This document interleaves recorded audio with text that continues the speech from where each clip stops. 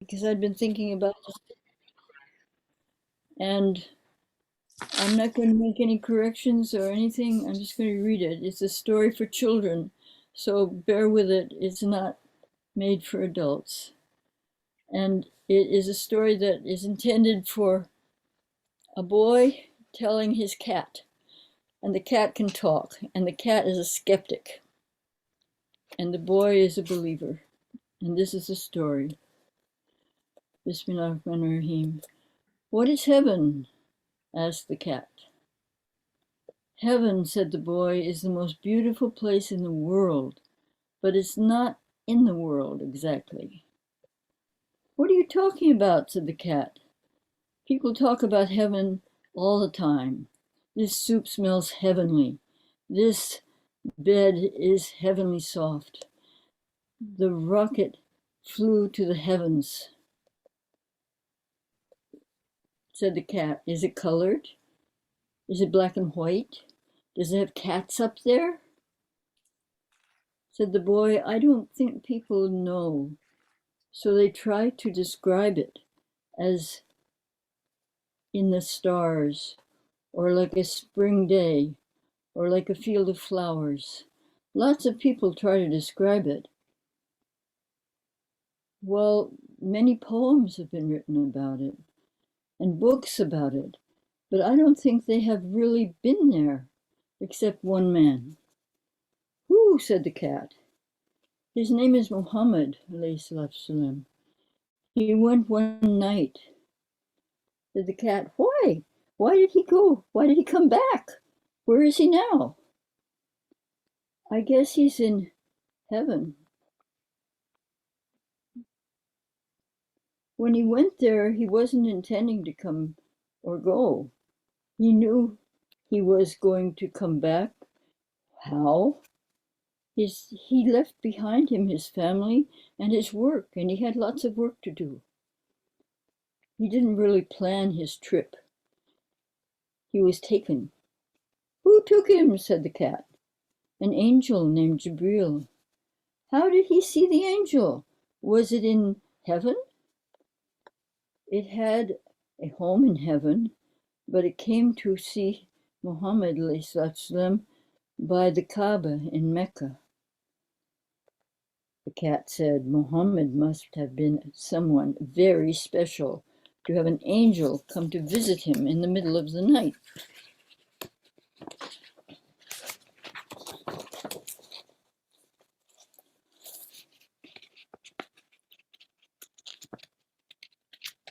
Sorry, the pages tend to stick together.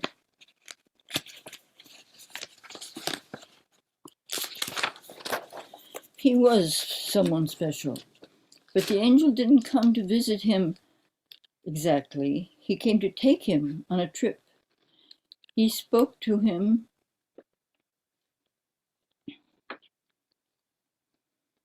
I'm going to break that and use my magnifying glass. He poked him with his foot and he woke him up. That sounds exciting. Where were they going? Heaven, among other places. You're talking in circles. The angel brought along a ride. A dragon? No, a buraq. What in the world is that? A sort of horsey thing, like a donkey, only bigger. Its name was buraq. Donkeys aren't very fast. This one was. Its name means lightning.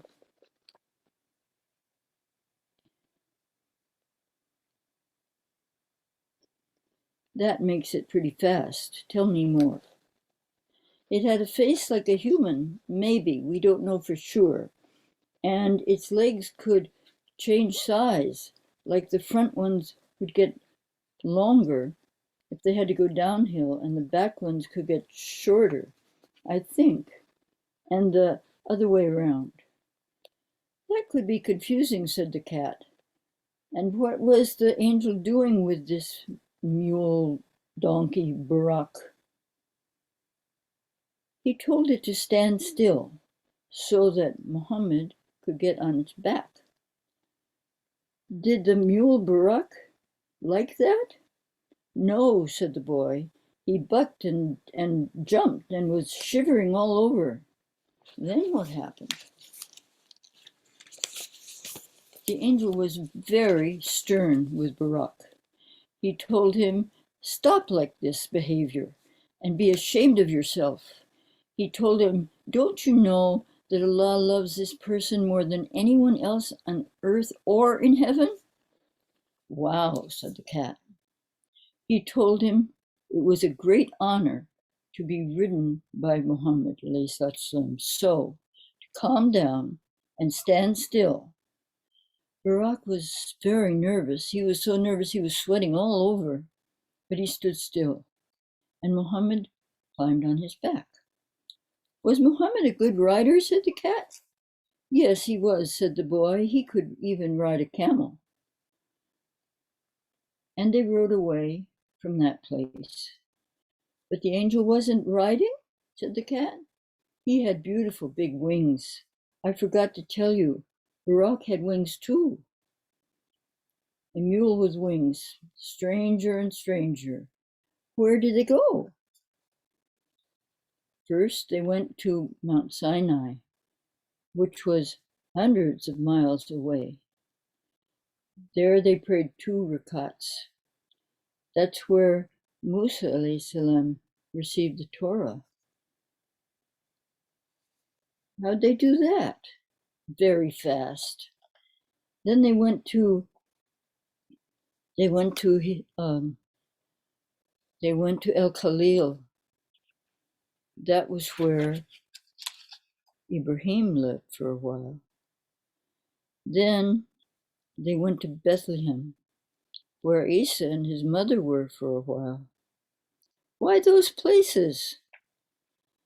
Because each of those places was very important in our history. We can talk about that later. You didn't tell me where Muhammad was born or where he was from. I'm sorry, I forgot. He came from Mecca, where the Quran came from heaven to him.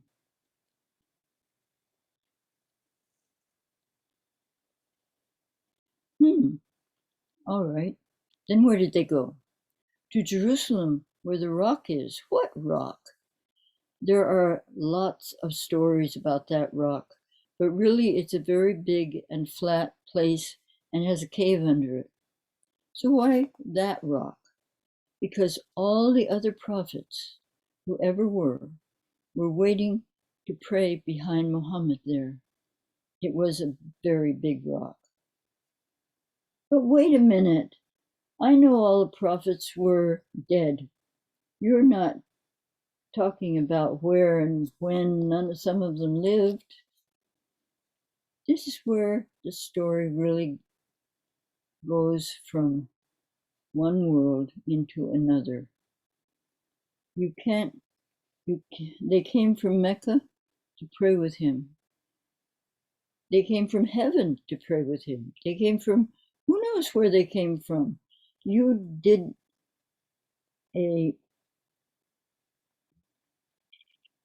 ask about heaven, remember? I must have been a very special, very person. Yes, he was. So they prayed and they found a place in the wall there to tie the Barak. And so they did that. And the Prophet ﷺ led them in prayer, and he did that. And then the ladder came. What ladder? To where? To heaven. Its rungs were gold and silver. One gold and the next one silver.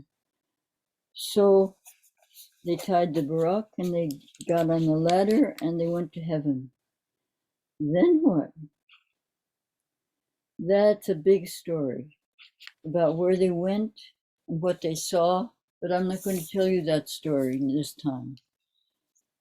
They saw things nobody else had ever seen, and they talked to Allah in ways nobody had ever talked. And I can't really tell you what happened, but I can tell you what happened when they came back. Later, will you tell me? Yes, inshallah. Writing, that's a long story. Okay, so they came back to the rock where all those prophets, were they all still there? No, they went back to heaven. I don't know how, but he met them in heaven. Okay, so they found Barak again. Did he buck this time? No, he was tame. So they rode back to Arabia, across the desert. Is that all? Said the cat. No, it's not all. The story is that as they were going, they passed over a long caravan of camels coming to Mecca through the desert. And they were coming close to Mecca, but it was still night. Muhammad was thirsty and he asked to have a drink. So Barak swooped down and they found a camel that had water skins on his back, and they opened it and they had a drink. And then they flew on again. Did anyone see them? I don't think so. But they saw a lot of things, including that the first camel was brown and white. And then they passed over. Then they went home? Yes. They left Muhammad salam beside the Kaaba, where he had been sleeping before. And also, there was a cup of water that he knocked over when he got up, when he was awakened so suddenly by the foot of the angel, and the water would still not landed on the ground. Come on. They were gone half a second? But in heavenly time, it was longer, many days. Maybe he was asleep and dreaming. In the morning, he told some people who were there what he saw in heaven. They didn't really believe him. They thought he was sleeping, or he was dreaming, or he was crazy. Even when he got up and described Jerusalem to them exactly, because Allah made it appear before his eyes, they didn't believe him. So they went to Abu Bakr, his friend, who always told the truth. And they told him all about, Muhammad says he went to heaven last night and came back before morning. Abu Bakr thought about this a minute, and then he thought hard, and he said, if he said it, it's true. The people were still confused. They spoke to Muhammad, and they wanted him to give them some proof. Well, he said, here comes a caravan. You can hear a jingling. You see the camels coming in? They always came near the big square by the Kaaba. And there was dust and jingles and lots of camels, maybe hundreds of them, because caravans were very long. So Muhammad said, while we were flying home, we saw a big caravan heading this way. I stopped to have a drink from a water skin in the back of one of those camels, and the lead camel was brown and white, the first one. They all came this morning, and what did they see? They saw in the midst of the dust and the jangles that the lead camel was brown and white. And they asked the man leading them all, have you lost some water somewhere along the way? And he said, funny thing, there was a water skin that was partly open, and some of the water must have fallen out. Well, so some of the people believed him, and some didn't. Some of them said it was dreaming, he's crazy. And others said, he's a truth teller. Maybe he's telling the truth. It happened many times in his life that people thought that, especially when the two worlds came together like that, the way they did with the angel appearing in front of the Kaaba, and the Kaaba was certainly there, and Muhammad was certainly asleep, and yet there was an angel who came and brought him the whole Quran, bit by bit by bit. And all of the rest of the journey, he said, I made it in my body. So people were just confused because they couldn't believe that the next world was side by side with this one. Some of his messages and stories seemed to be coming from another place. From heaven, said the cat. Yes, said the boy. Bismillah. End of the story. Alhamdulillah. صل على Alhamdulillah. Alhamdulillah. وعلى آل Oh, محمد. thank you very much, Nura. That was I hope so that sweet. I can print it in a little more reasonable form. Oh, Anyway, please, that's the please. first I time. want a copy of it. Alhamdulillah. Thank you. Thank you. It's not just Zainab for still children. awake. زين زينب I was thinking that there are lots of people who, well, then and now, didn't believe that could possibly have happened in his body.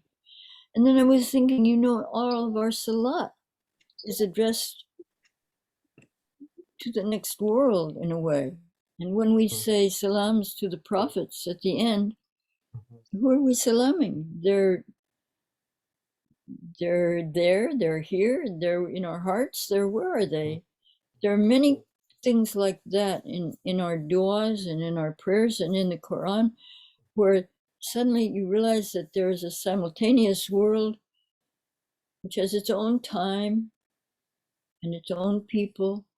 When I read that thing about Sidi talking at the beginning, and he was describing what Allah gives us at death, it felt just like his death. It was easy, it was peaceful, and the place where he's buried is very, very beautiful and very peaceful. So this seemed like a story for him. Thank you for listening. Thank you, Nura, very much. Thank you. Salam alaikum, everyone. I'm gonna go to sleep with that in my heart. Have a good dream. Thank you. Thank you.